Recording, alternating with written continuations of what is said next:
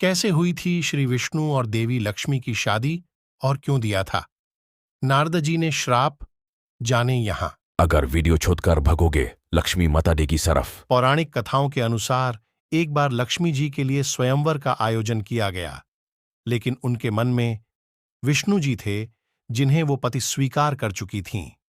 लेकिन नारद मुनि चाहते थे कि उनका विवाह लक्ष्मी जी से हो। पौराणिक कथाओं के अनुसार एक बार लक्ष्मी जी के लिए स्वयंवर का आयोजन किया गया, लेकिन उनके मन में विष्णु जी थे जिन्हें वो पति स्वीकार कर चुकी थीं।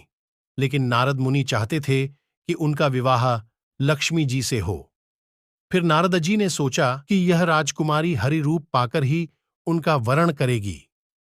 तब नारद जी को एक तरकीब सूझी और वो विष्णु जी के पास मदद मांगने के लिए गए।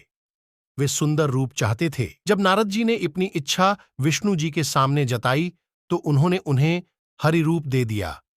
यह रूप लेकर जब वो स्वयंवर में पहुंचे तो उन्हें विश्वास था कि राजकुमारी उन्हें ही वरमाला पहनाएगी।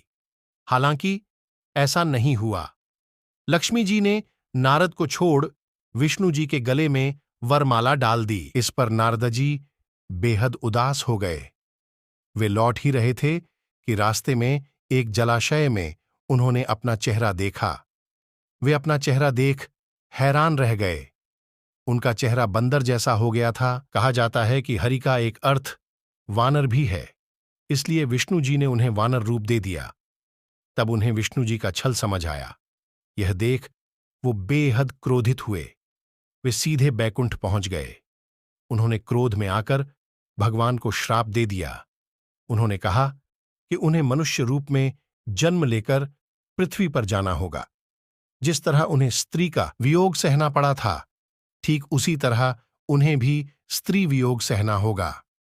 यही कारण माना जाता है कि विष्णु जी ने श्री राम का अवतार लिया था और मां लक्ष्मी ने माता सीता का अवतार लिया था, और दोनों को एक दूसरे से अलग होकर वियोग सहना पड़ा था। इस लेख में निहित किसी भी जानकारी, सामग्री, गणना की सटीकता या विश्वसनीयता की गारंटी नहीं है।